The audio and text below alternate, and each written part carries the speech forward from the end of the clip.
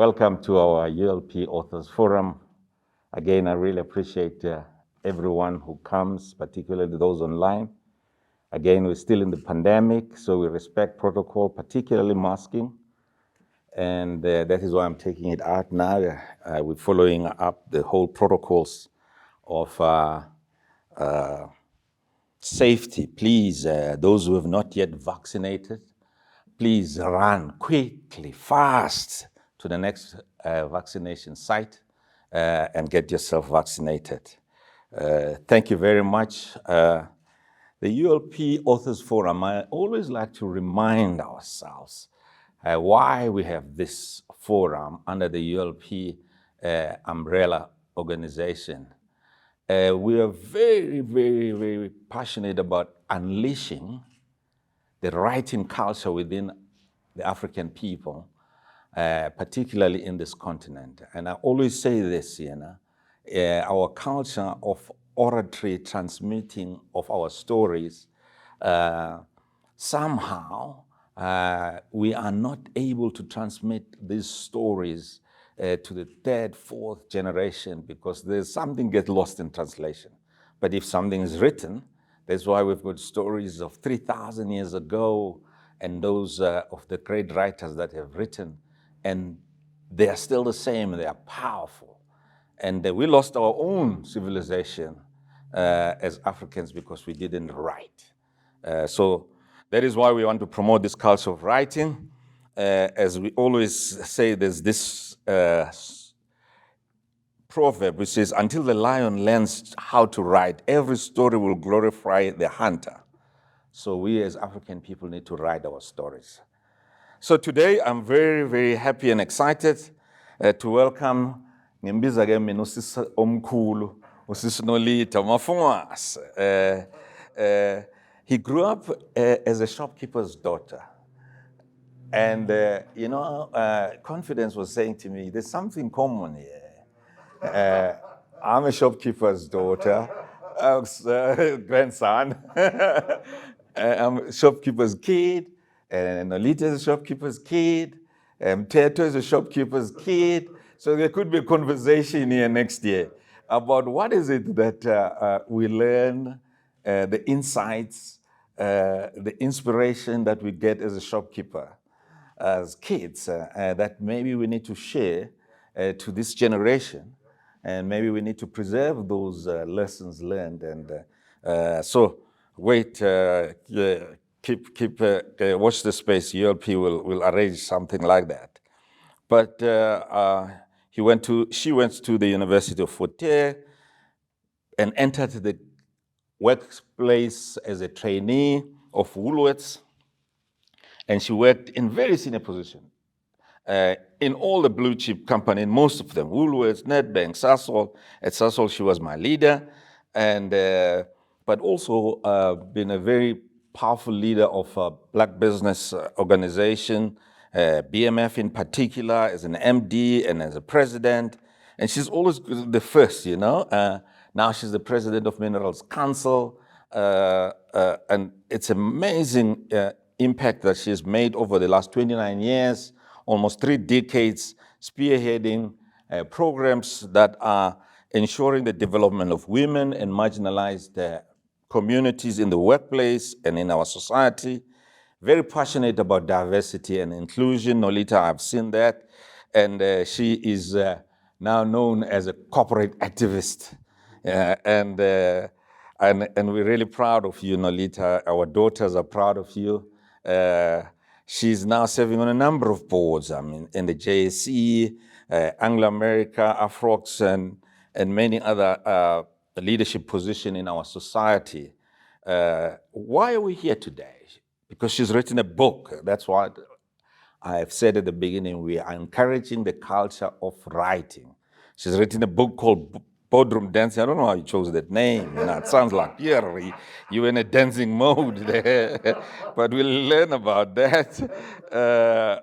I don't want to talk about it because we've got confidence here. Confidence as job, as we know, in this ULP Authors Forum is to read these books. And as you can see behind the confidence, there is a series of books By the way, they're online, these books. ULP has opened an online bookstore. You can actually get them, including this one. And Confidence is an author, is a publisher, is a motivational speaker, and he's also involved in radio programs. Hey, multi-talented young man. And we give him and he has really done a great job. So let's welcome Sis Nolitha. Over to you, Confidence. Thank you very much. Well, I maintain that if you want to become a great leader, you must find somebody great to lead you. So thank you so much for that intro, Ntate Khadewe. We are really blessed to be under your leadership. Speaking of great leadership, Ma'am Nolitha, welcome to ULP Authors Forum. We know that you are no stranger to ULP, and thank you so much for always availing yourself to share your wisdom with us. Thank you very much for inviting me. And it's good to see everyone here, including my brother, big brother, Uput Maurice Upungane. Wonderful, wonderful. Brilliant title, brilliant book. I told you off air that I couldn't put it down literally. But what inspired the title and what inspired you to share your story? Well, from a title perspective, after obviously the book had been finished and the manuscript finished, I sat down with the publishers and we were thinking through the appropriate topic and title for the book. And you know, you have a working title when you are busy writing the book, but then there's a point you have to say, now decide what's the actual title. And for me, the reflection was the fact that what I was trying to communicate in the book, it was the fact that you can toy behind the boardroom doors, but you can't call it toy. There's a particular nuance to the dancing that happens inside a boardroom that also has a certain type of elegance and orchestration that goes with a ballroom dance, whether it's waltz or cha-cha-cha or whatever other dance that takes place. And so for me, the analogy of a ballroom dancing taking place, and also within a boardroom, you having those kind of conversations, depending which company you are in and also where you are actually having those discussions, actually inspired the title of Boardroom Dancing. Wonderful. And then you said you mentioned in the book you had a gap year, and that gave you the opportunity to actually pen it down. But what pushed you and inspired you to say, you know what, I've got all this experience, I need to actually put this down for posterity? Yes, so actually in 2017, I had this opportunity to take a gap year. And I felt, you know, gap year means you go and do nothing, lie on the beach and do all those other things you've often wanted to do. Yeah. But then I realized that after 50, you can't really do that. Gap year has a different meaning. No, there's a different kind of meaning to that. And so I realized that over the years, I had been journaling some of my experiences. And also I had had opportunities like here at ULP as well to talk to audiences and many people. And also I had had opportunities to mentor young people throughout my 30-year career. And some of them and the messages that used to come through were, can you please document some of these experiences? Because we don't know where to find these stories you're talking about, or even these points of reference that you are referring to. So that for me then became the opportunity to say, now that I have the time to basically think and reflect and recalibrate, let me look through my papers and manuscripts and presentations and think through about writing. Initially, it was going to be just lessons around the career, but it ended up being a memoir of some sorts. Wonderful. Behind every strong, successful woman, there are other strong, successful women who nurtured her. Definitely. Can you tell us about your grandmother and your mother? Well, I come from a family where, as I tell people, women were always very visible in anything that was done within the family. Because unfortunately, my father passed away when I was 8 years old. And so my mother was widowed quite young. She was 28 years old. And my grandmother had been also the matriarch of the family even before then. And my grandmother was referred to by everybody else who knew her as Umanga Ngenkomo. Wow. Now, in the villages, normally, they give you a name when you're a leader to signify what you stand for or how you behave. And Manga Ngenkomo was actually almost her nickname, but it became her name. And it's the direct translation is the one who is as big as an ox. Wow. And so my grandmother was not only big in stature, but she was big in her works. The fact that she was a woman who owned land in the 50s, 60s, the fact that she ran businesses and also she really was a visible leader in wherever she was.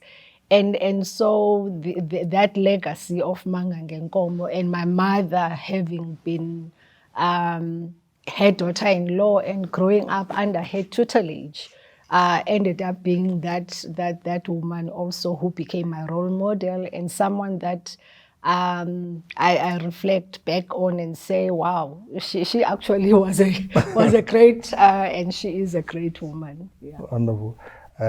It is said that responsibility trains and equips us for leadership. At the tender age of 8 years old, you had some major responsibilities put on your shoulders. Can you tell us a little bit about that? Well, when you're 8 years old and you are asked to go and open the shop at 5 o'clock in the morning because the bakery is going to come and drop bread so that the people who are going to work at 6 o'clock can pass and buy their bread on their way to work. You don't think that's being fair. Yeah. I don't think any 8-year-old thinks that's fair.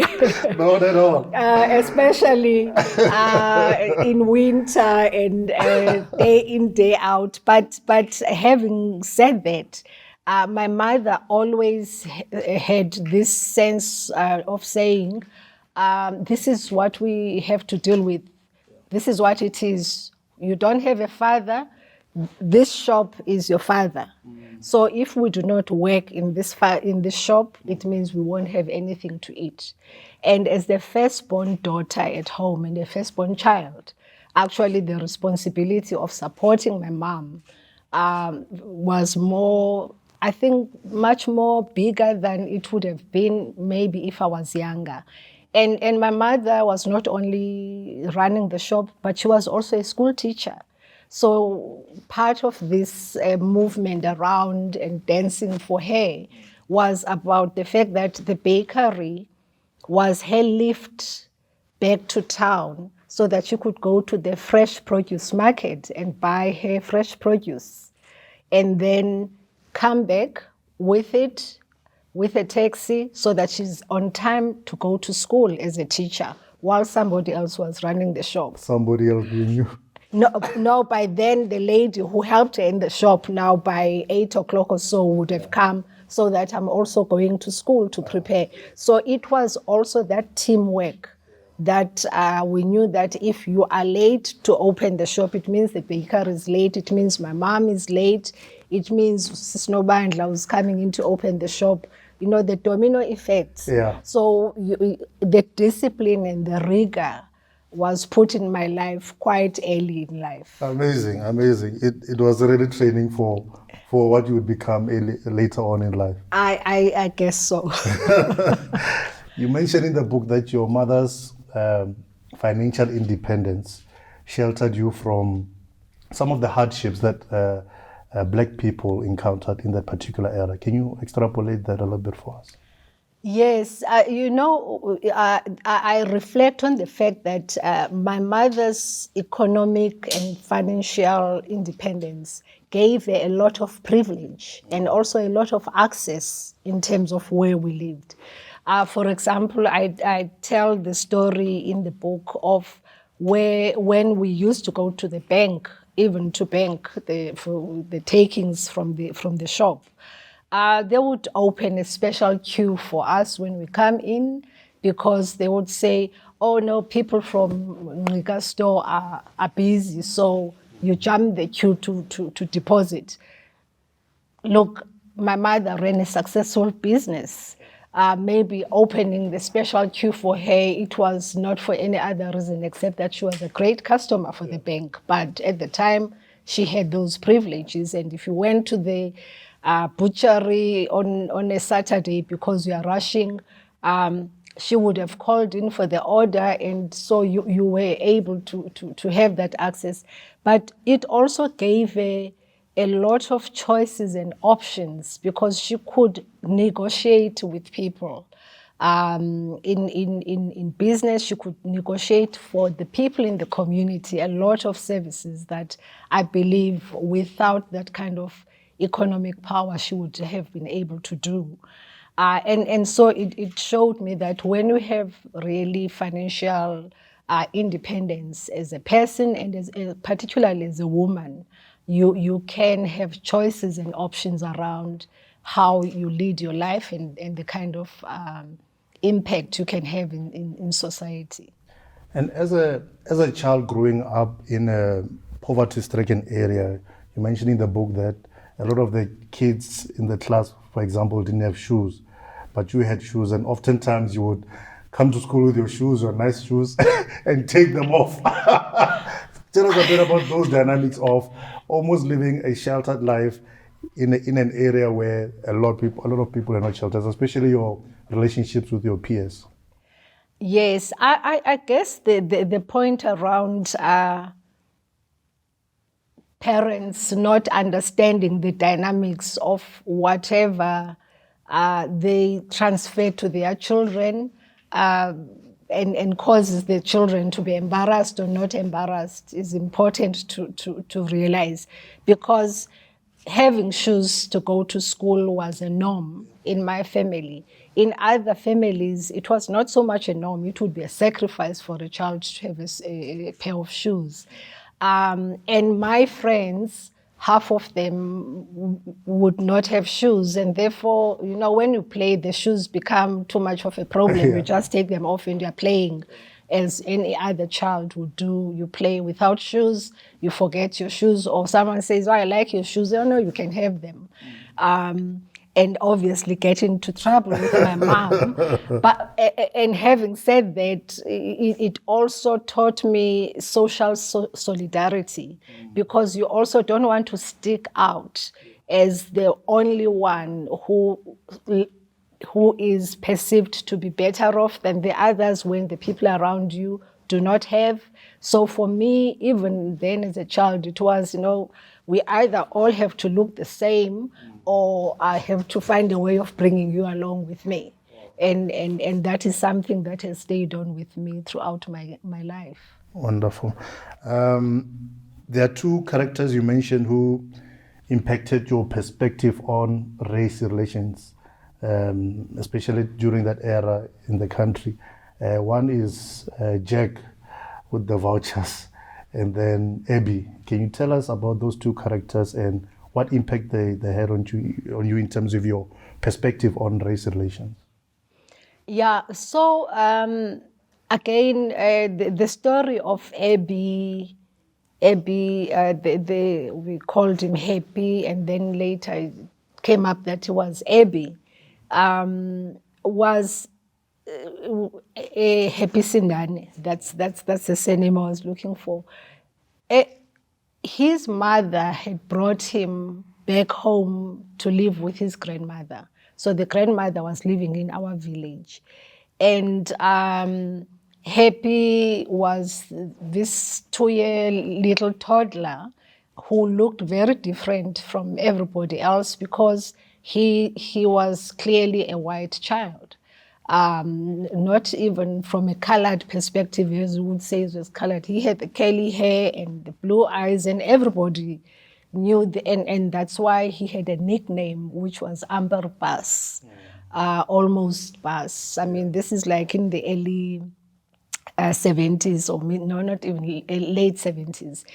And the kids, being kids in the village, when they can be mean, and in any situation, you find children can be very mean to each other. And they would be mean at Abby and say, oh, when you grow up to become a white person, you will start bullying us, so we need to bully you now. Oh. And that always was making me very sad. And I was much older than him, obviously, than the other kids around. And because the shop was kind of like the center for the community, so the playing and everything else happened around the shop. And I would always be now leave Abby alone and let him come in.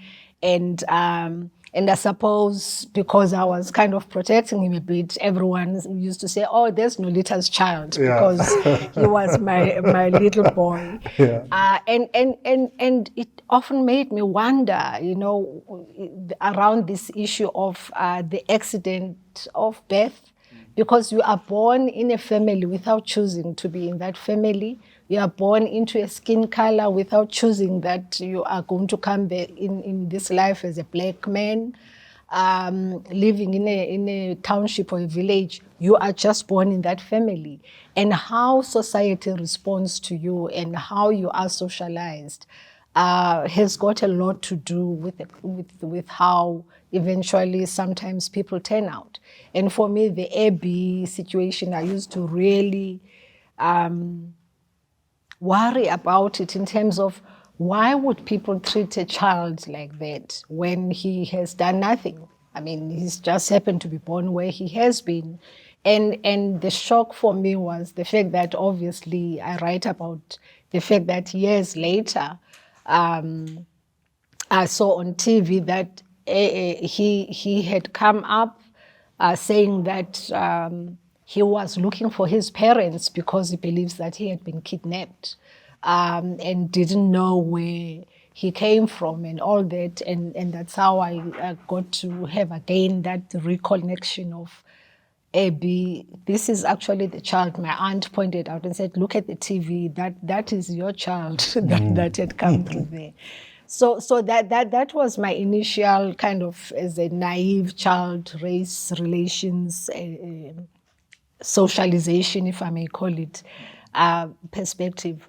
Then around the Jack voucher issue, it's something that still is I think is relevant for all of us to think about, especially when we talk about the whole issue of socio-economic transformation and how Black people had been excluded from actually creating wealth for themselves and their generation because of the system and the system of apartheid. And Jack was a business person, like my mother, a business person in the town, but obviously he owned other businesses, and he actually owned a manufacturing business as well, brick making factory. And all his employees were paid by a voucher, not by money. So it was called Jack money. People didn't call it a voucher, but it was a voucher. And this voucher only allowed you to buy certain products and services in certain stores within the town. So you could go to the doctor using the Jack voucher, so you get credit with that, or you go to a particular butcher or a particular bottle store or Jack's grocery store. And so when you worked for Jack, you paid in vouchers, you buy in shops that have got an economic relationship with Jack. So he covers the full value chain. That's almost like slavery.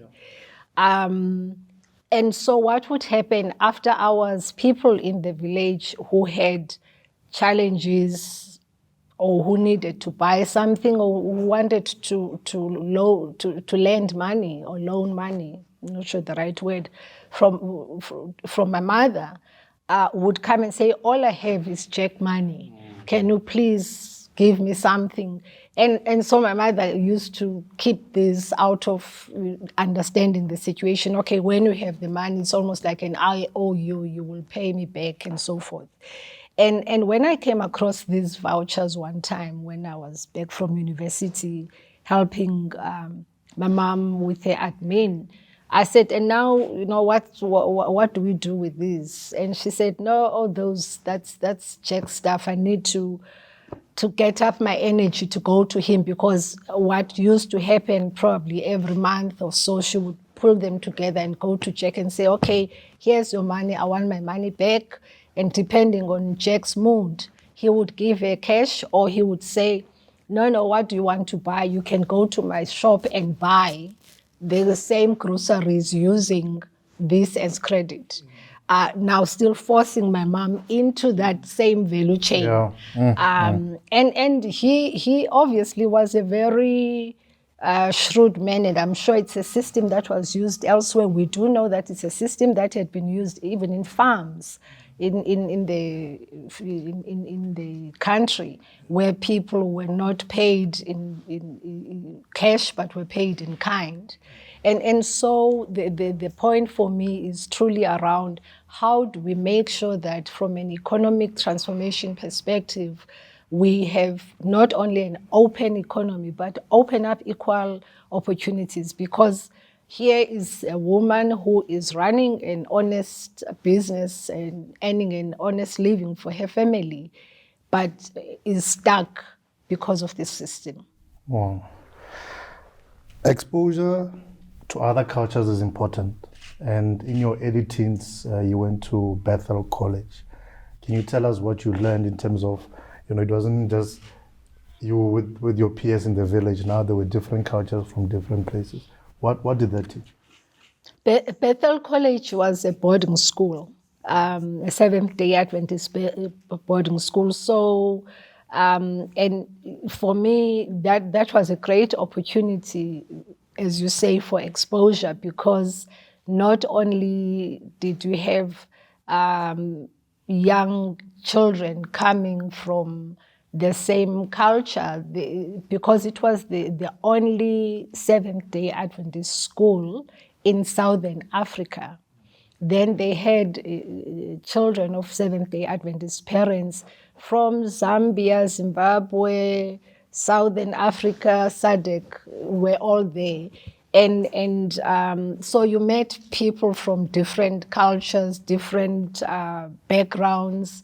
And for me, that was truly an awakening around diversity, learning new languages. Yeah. That's why I've got a good ear for languages as well. And also realizing that regardless of where you come from and who you are, it's more about who you as a person are in terms of character and what you stand for, forming friendships, competing openly and fairly with others. I mean, Bethel College for me still holds great, great fond memories from building my character, but also the religious and anchoring that I received from the school. And the motto of the school was that you have to develop a child mentally, spiritually, and physically. And that motto resonated with me very well. Wonderful. Failure is seldom pleasurable. And in the book, you talk about your first academic failure at Fort Hare. What led to that? I call my failures public failures. Public failures, yeah. Because, we fail all the time. You strive and then things don't go well. And most of the time, people won't know that you are going through this. But somehow, in my own career, in my life, because, of the nature of our homestead in the village, people knew what was happening at home all the time.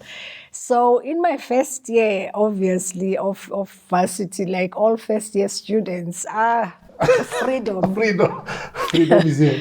Freedom is here. Nobody is telling you when to go to lectures or not to take, the whole story. So I went through all the wonderful pleasures of being the first year student. And I just always had this fortune or luck of getting the DP. You are able to write. You've got a minimum 40% to write and get into the exam. But I knew by the time the year end was coming that I'm not going to pass, because it means if you are going into an exam with an average, I think that DP was an average of 40, 45. It means in the exam you need 55 or 60% to pass. Now that's super effort. And if you have not put in the hard work, it's not going to come through at the end. So anyway, as I tell the story, holiday time, and then the results arrived. And my mom opens the results, because we all have been anticipating to look at them and see what had transpired. And obviously I had failed. I only passed one subject that year out of 5. And knowing that my mother was just not going to be impressed with this, I obviously was very upset, crying and sad. And yeah, we spent probably half an hour with my mom talking about it, what happened, why, and all that. And then she left me alone. And so the whole day now, I was a bit embarrassed, because now everybody at home and in the village wanted to know, how did you do? Because they were told I was waiting for my exam results. And I had obviously failed, and I was walking around the house with a long face and not wanting to go to the shop to work. And my mother snapped me out of that misery by saying to me, between you and I, who should be upset, me or you? Because for me, I've lost money. I sent you to school, I've lost money, so I should be more upset than you are. So just do me a favor, please go and work. And that was the end of the story. Wonderful, wonderful. When you're a pathfinder and a groundbreaker, you not only carry your personal hopes and ambitions, but the hopes and ambitions of the village. Do you find that to be a burden or a blessing? Well, it's a double-edged sword. I call it a double-edged sword because, as I've said, I'm a true case of it takes a village to raise a child, because I was raised by my village, but also raised by friends and associates throughout my career, including mentors and many other people who showed me goodwill along my career. So that's important. And the double-edged sword is that for every opportunity that you are able to access for your own development and also opportunities for your growth, you often are and always are thinking, one, how am I representing those who are not here, so that they are proud of me and proud of what I'm doing to represent them. And secondly, how do I make sure that I open up more opportunities for them to come in? Because when you are at a vantage point in any situation, being top of the situation, you are looking at the world from a different perspective that others have not had an opportunity to do so. So when you come into an organization and you are so-called the first person to come in there, you see opportunities and possibilities that you think, oh my goodness, if my sisters, my brothers, and everybody else were here, they would be taking up all these opportunities. And therefore the questions you start asking in the boardroom are different to how you would have formed them, because you're then asking, so where are the black people? Yeah. So where are the women? Where are the young people? Where are the people who are different? Why am I not seeing them? in this environment, taking up all these opportunities. And after asking the question of where are they, then you want to say, what is it that is making it impossible for people to come in? So you start looking at how do you help change the system, the rules of the game, the rules of the dance, to make sure that you open up opportunities for others. And this is where even the narrative of saying you are toying in the boardroom, you are always finding ways to negotiate. How do we bring in others who were not there before? And if I give an example, you get a budget as a corporate affairs manager for social responsibility projects. You have to step back and say, how do I find and identify projects that would be aligned to what we want to do as a company, but at the same time bring along those who are excluded to be able to access these opportunities. And so you are continuously and on an ongoing basis looking for those opportunities to have better impact and bigger impact, but also change the budget. So rather than spend the budget on a golf day, I know golf people won't like me for this. I used to say, why should we put money on a golf day unless you're telling me that the golf day is going to raise funds for a bigger cause? Then a golf day for me is a waste of money, because I would rather use that money to take young mothers who are running preschool or creches for some education and a course, because then there's a multiplier effect. You start thinking around the issue of, for every rand, dollar opportunity I have to spend, what multiplier effect will that have to impact more people along the way? So double-edged sword, but in a good way, because you are able to really bring in that mandate of saying, I'm part of the transformation journey, and therefore how do we help support the organization to meet its aspirations for transformation, but also your own personal and also your own societal commitments to transformation. Awesome. You had a stint at a child maintenance office before you went into corporate, and that opened your eyes to the social ills and the socio-economic struggles of a lot of young mothers in particular. What impact did that have on your perspective? You've read the book. I have.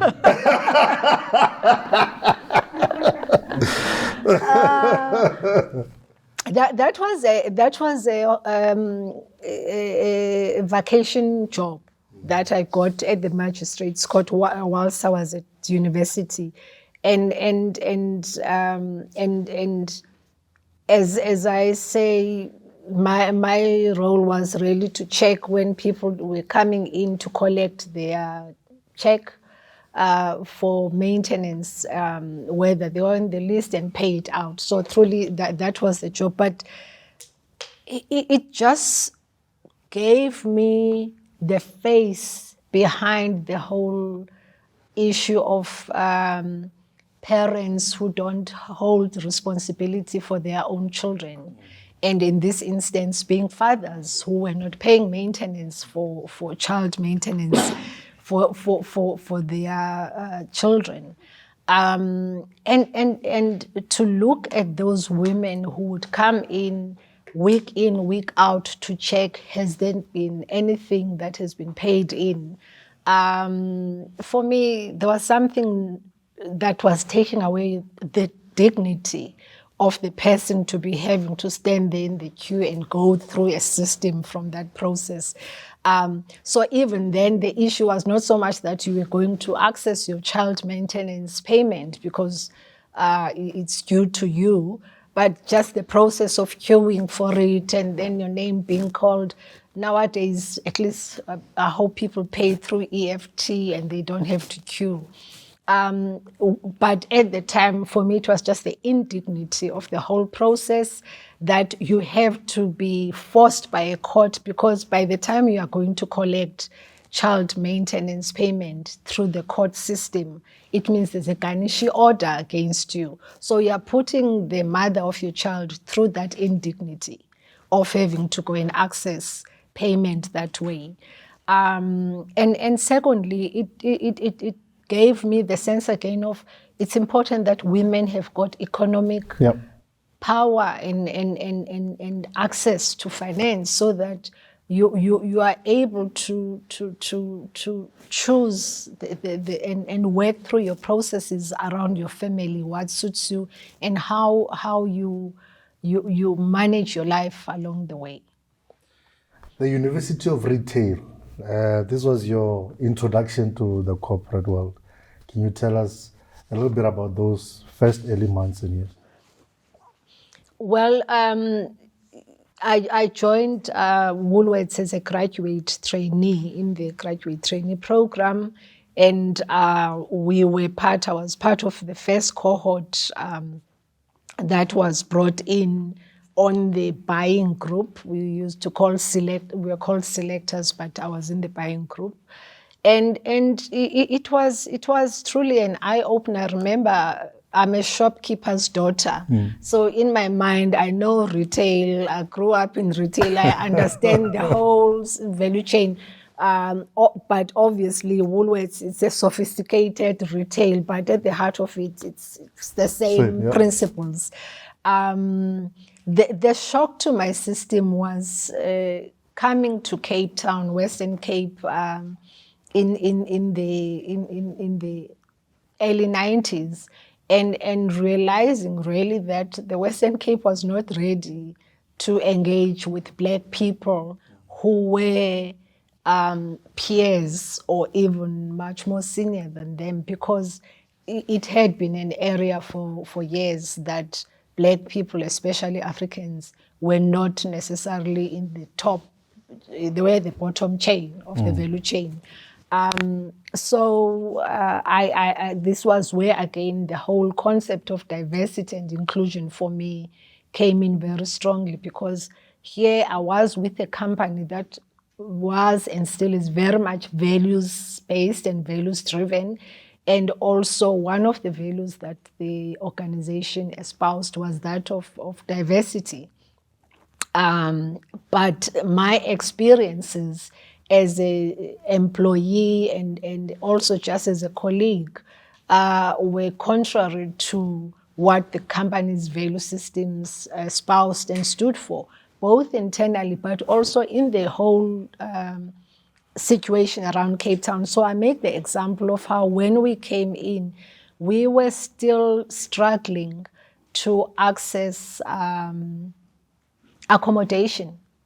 In Cape Town, you would call, you see a place for rent, and you phone, and they say, sorry, it's been taken. But if I ask my white colleague to call, suddenly it's open again. It's available.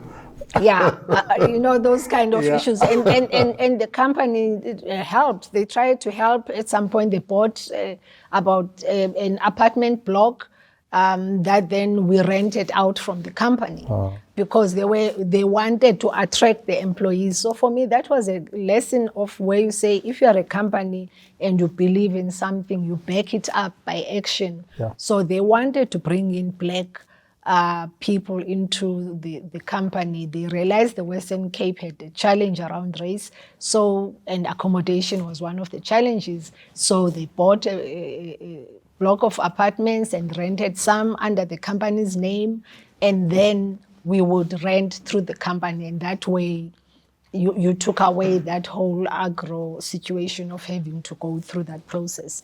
But beyond that, it was an opportunity where I learned that within an organization where the leaders were really committed to walking the talk when it comes to values, that you could have open, robust conversations around issues that are uncomfortable to talk about, but you hold them in a values-based way.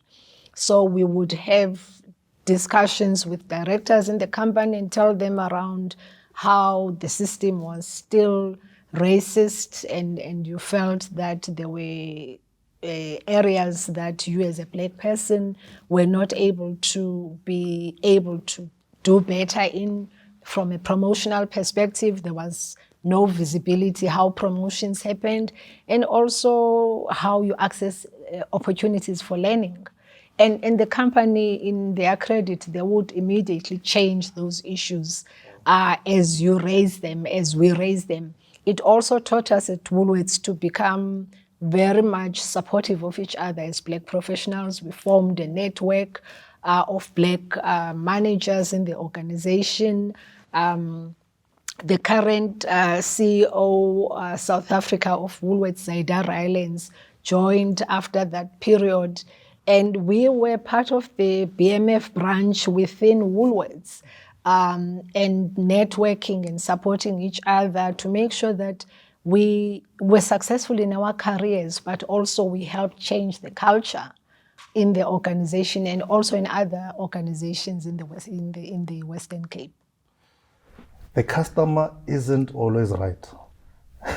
There is an incident where you were a manager of a Woolworths and a customer refused to accept that fact. Can you tell us a little bit about that and how the leadership of the organization reacted? Yes, so this was, I think, 1993, sure. I lose my dates now because, but this was, whilst I was a trainee and doing my stint in one of the stores in Wynberg. And I talk about this situation where the customer service was trying to return something back and they needed a manager's signature. I happened for that particular shift to be the one who was the supervisor or the manager in place. And so they called me and said, we need your signature. And I came in and I looked at the stuff, and there was an issue with the SKU. Which was not fitting with the stock that we had. You had to phone head office and all sorts of things. But the whole process was just taking too long for this customer who was already very irate and about her dissatisfaction about this issue. And when I started talking to her, she just refused to talk to me. She said, I will not talk to you. I want to talk to the manager in charge. I said, but I'm the manager in charge, ma'am. And she says, but you can't be, you are black. I'm looking for the manager in charge. And why are you not wearing a uniform? Because also that time, the staff had those cream uniforms that they had with pink jerseys. And as a manager, we didn't wear the uniform. So she was completely irritated by the situation. And I then said to her, ma'am, all I can do for you is to call head office and you can talk to the customer service person at head office.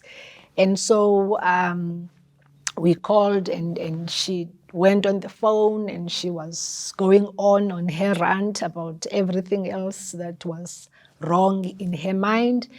And the other person on the line said to her, ma'am, I'm sorry that you feel this way about us as a company, but also about my colleague, because whoever you're talking to there is my colleague.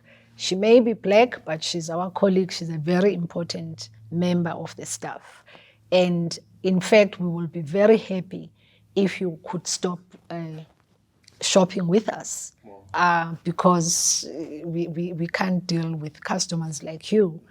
And that really, for me, was also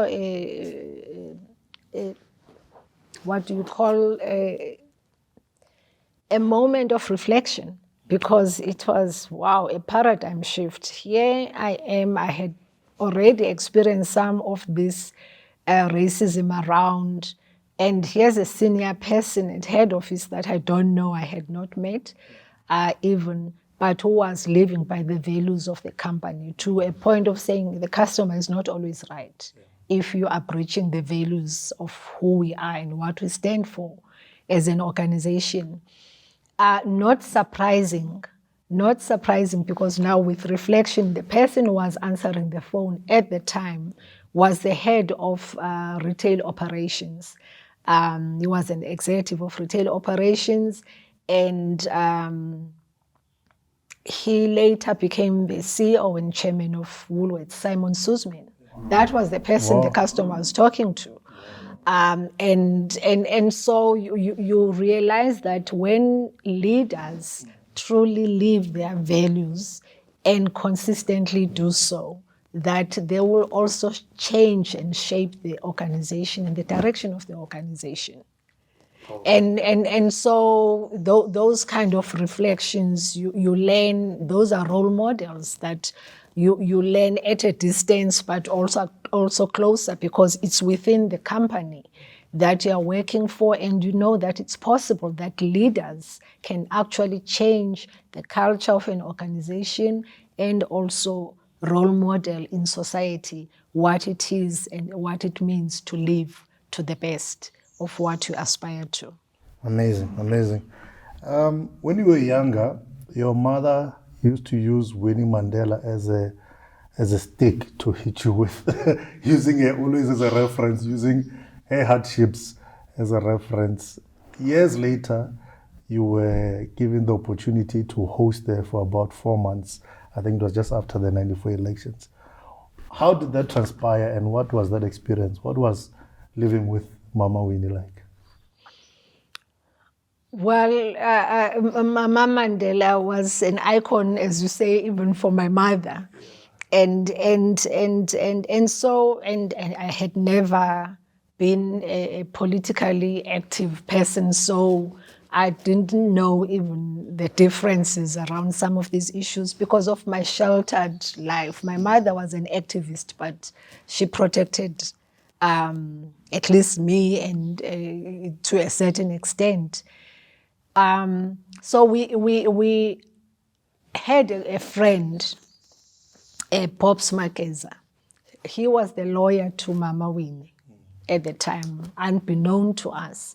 And he is the one who called to say, I need to put Mama up in a place where the media won't know where she is. So almost like a safe house. Yeah.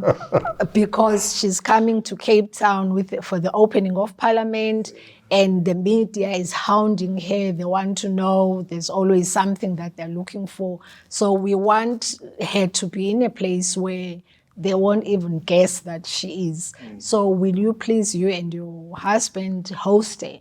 And it will just be it was meant to be for 2 weeks at most. But to our good fortune, it ended up being like 4 months. Wow. And that was a life-changing moment again for me to have the opportunity not only of having her as your mother in your home, because as you know, a guest in your home, especially who's much older, who's like your parent, they become the parent in the house. So we developed the relationship of her being the mother of the house. She was the grandmother to my son. And we would have opportunities to talk. And for me, what struck me about her was how committed she was to her family. I mean, she called her grandchildren almost every day in the evening, and would talk to them for hours on end to understand what went well at school, who did what to whom. So she was present in their lives. And she used to say, I was not present in my daughter's lives, Zenani, because I was on the run all the time. So I want to be able to talk to my grandchildren. Secondly, just her sense of always being aware of what's happening. So we would talk about, okay, so what are you doing, Miss Executive? Kind of like social responsibility. That was my social responsibility manager title at the time. What are the projects you're busy with? Why are you doing them? How have you selected them? Who are you talking to? So the social worker in her would come out. Oh.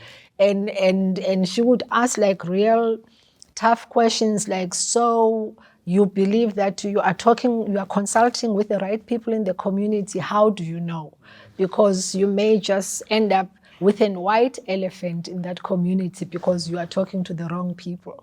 And it may not be meeting the community needs. So those are some of the real special conversations and insights for me that I got, to see the woman, to see the person, to see the leader, and hardworking person. She was a deputy minister that time, and she would be working until late at night and going through preparations for the next day with her staff. Never stopped working, never stopped engaging with people.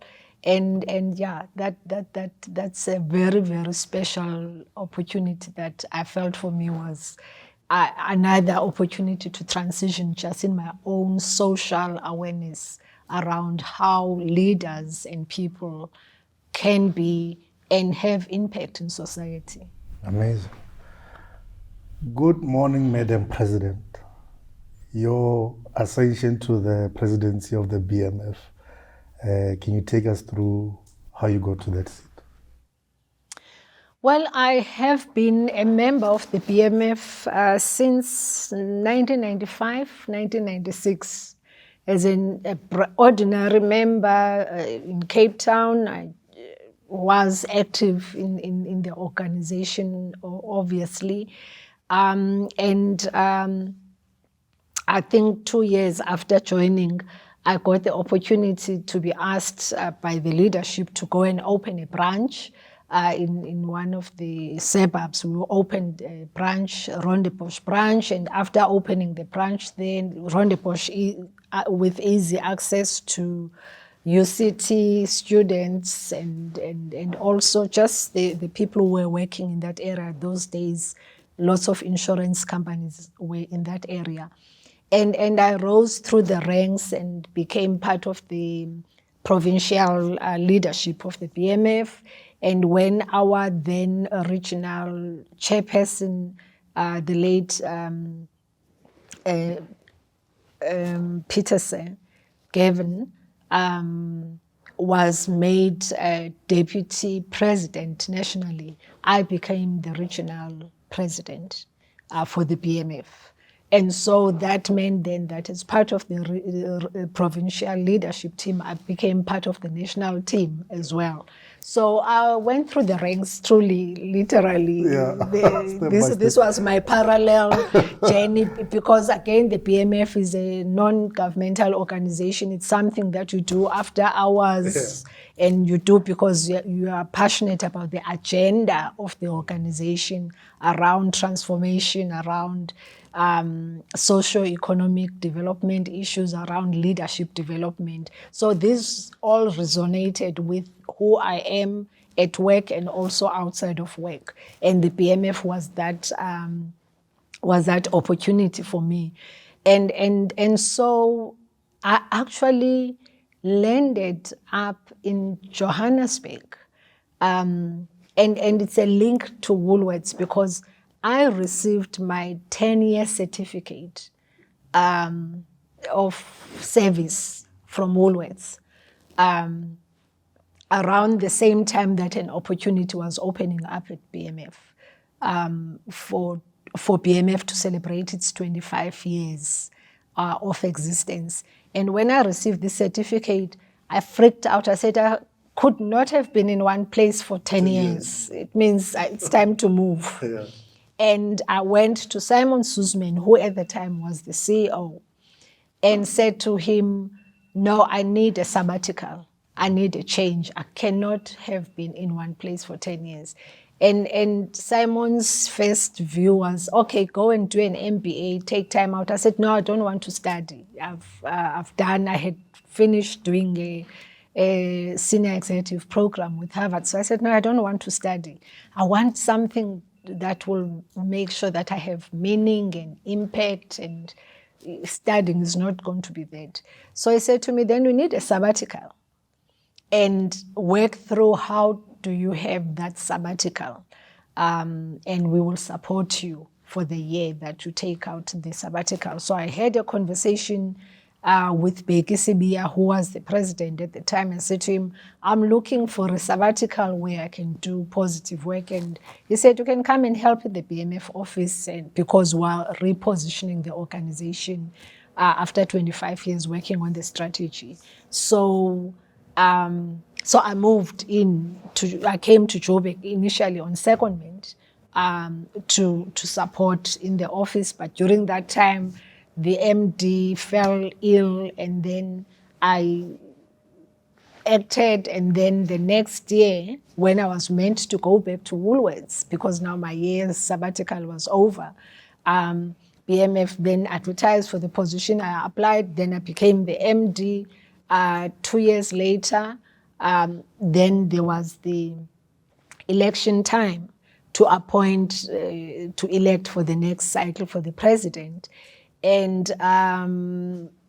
the president at the time, Bheki Sibiya, said from his perspective in terms of the gender transformation agenda, it was time for BMF to move that direction. And at a personal level, he was prepared to not contest for the second term, provided that was going to be left for women to contest. So he made that commitment. And again, leaders who have the vision to see that it's time for change, and when he set the tone that way, then even other leaders in the organization who could have stood for election and contested said, actually, it makes sense from a gender transformation agenda. Let us open up the process. And one of those people who stepped back was Bonang Mohale, because he had been one of the regional presidents and was in line to contest and would have easily been the president of the organization. But they stepped back and said, we will support, let's look at the candidates. The organization went through the process of identifying candidates. You know, you go through the whole process, and fortunately, I was nominated by about 5 provinces, and out of that, then the rest of the others supported me, and I got to be elected the national president then. That was about 2003. So that's how I got to be in that position in an organization that, as you can tell, I'm very passionate about. Very passionate about. Just on BMF, do you feel it's as impactful and as relevant today as it was during your tenure? You know, the issue of the existence of organizations like BMF and ABASAs, Black Lawyers Associations, and many of the other Black professional associations, 27 years later or 28 years later after our democracy, it's an issue that is very upsetting at a level and disappointing at a level, because it means then that the issue of transformation for Black people has not yet been fully addressed. So for me, the existence of the BMF and others is much more needed today, more than it was needed before, sadly. In terms of impact and agitating for the issue of the change and socio-economic transformation, I believe that the level of urgency around how those organizations are pushing for the transformation agenda is even more so now. When we look at how still our economy is not inclusive when it comes to Black people and women being included in the economy, the existence of those organizations becomes absolutely critical. And it's also critical in terms of how you have alliances and partnerships that can then be the voice of Black professionals and women leaders in society to be included in the economy. Wonderful. One of the passages that I read that gave me a lot of peace, a lot of cushioning was when you mentioned that you had failed accounting at for tertiary, because I went through something very similar. So I thought I'm in good company. But having failed accounting and not being a numbers person per se, you were invited to join Nedbank. How was that experience? Was it intimidating, and how did you approach that particular opportunity? Yeah, the important lesson for me around failing a particular subject, especially accounting in this instance, and coming into a senior position in an organization, gave me the realization that when you are looking at putting together a team of people, you are looking at complementary skills. So there would be chartered accountants, there would be lawyers, there would be engineers and scientists and mathematicians and even human resources people. And by then, for me, by the time I joined Nedbank, I had 15 years of leadership experience and management experience, 11 years at Woolworths as a leader, BMF as a leader. So I knew I was not bringing in financial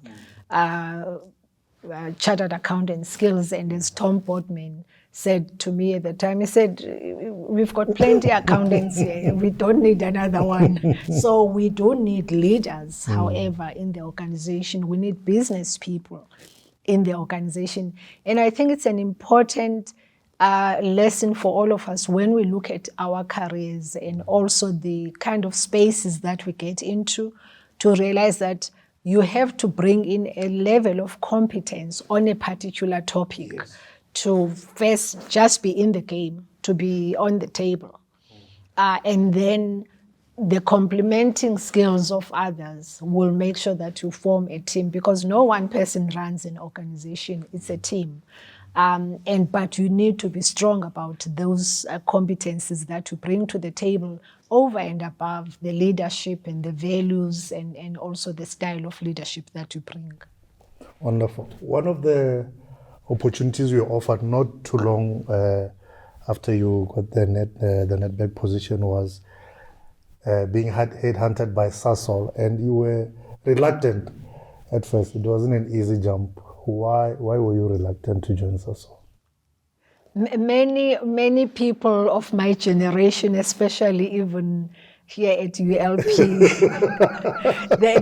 they would know the history of the company around that time, 2003, 2005. Sasol was one of the few companies at the time that were listed both in South Africa on the Johannesburg Stock Exchange, but also were listed in the New York Stock Exchange. And this was when the whole transformation BEE agenda was on its highest visibility, and that visibility being driven even by the president of the country. And there was a big push that was coming from Black organizations, professional organizations, and other stakeholders agitating to have more Black directors on boards of companies, just non-executive directors on boards of companies, because we had many companies. We still don't have enough Black directors even today on boards, but then there was just a dearth of Black directors in companies. And so Sasol was one of those that I had been identified that this is where we should be having more Black executives as directors or even non-executive directors.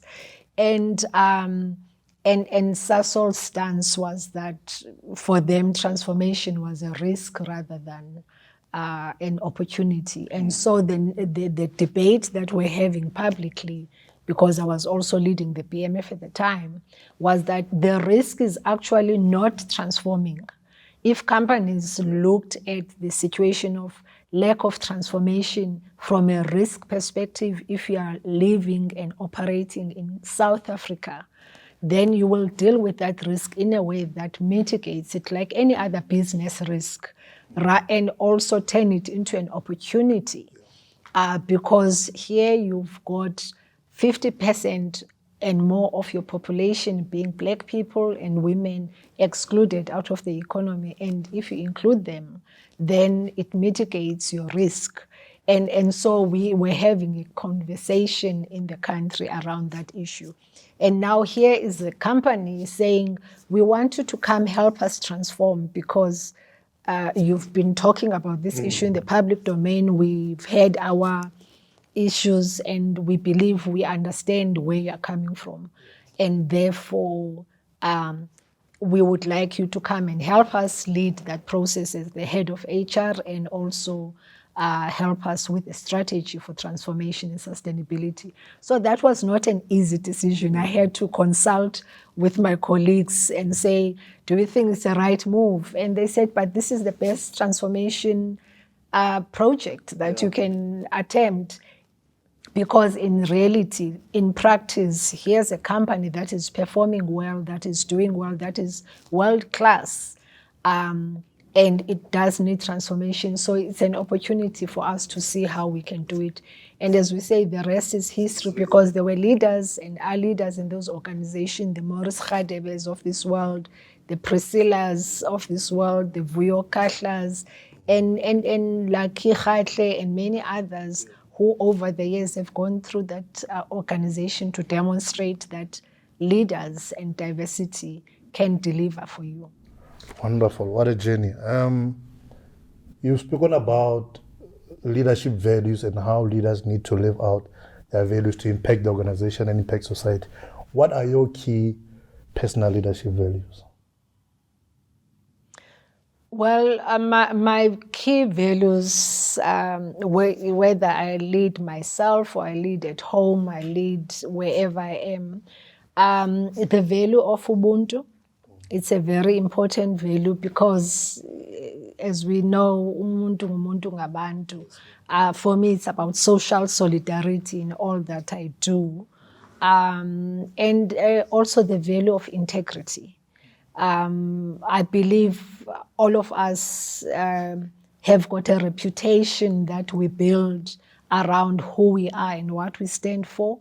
And if you do not protect that reputation, that's the only currency you have. Your integrity is what you stand for and who you are.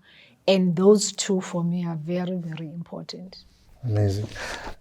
We've got a question from one of our online viewers. Is there a major change in corporate boardrooms when it comes to women chairpersonship compared to the last 5 years? Well, in terms of women being non-executive directors, we have seen in the last 5 years more women, black women, get into positions in different companies as non-executive directors, especially the women who are chartered accountants and lawyers, because they bring a hard skill that is very difficult to ignore.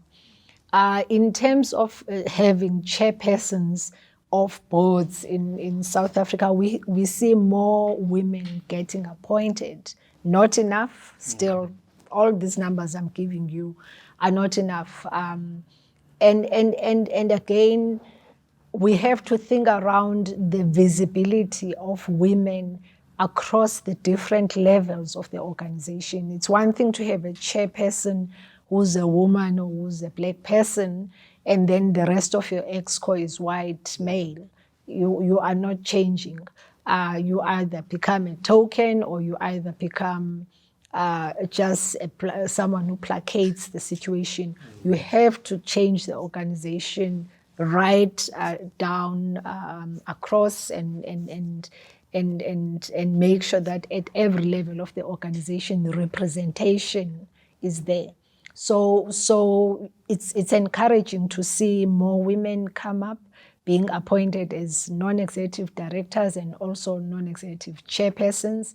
But for me, the victory would be seeing more women in executive positions as executive directors, vice presidents, CEOs, CFOs, and also really operating and running the businesses. Wonderful. In 50 years' time, when the last song has been sung and the last dance has been danced, what would you like to be remembered for?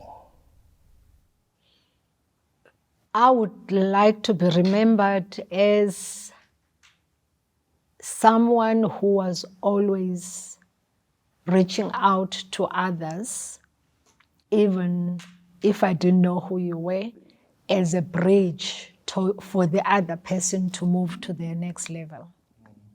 And reaching out to others for me is symbolically just showing that gesture, but reaching out because I have changed the rules and the policies and the guidelines in companies and in government. Because when you change systems and you change systemic problems, you get that to be much more sustainable. It's not about the fact that I've brought in one or two people. You are shifting and changing generations and for other people. So that reaching out for me is always about a question, what kind of decisions have I been part of, or have I influenced, or have I made to change a lot of many people rather than one or two people? Wonderful. On behalf of many of the black professionals who have benefited from your leadership and your efforts, we'd like to say thank you for doing for us in the boardrooms. Ma'am Nolitha, we appreciate you. Thank you so much, and really I appreciate the fact that you've read the book so much. You've reminded me even of other parts that I may not have thought of, and thank you for the platform as well. I really appreciate the opportunity to share my story. Thank you, ma'am. Thank you. Thank you so much for tuning in. Tune in next time right here on ULP Authors Forum. Cheers.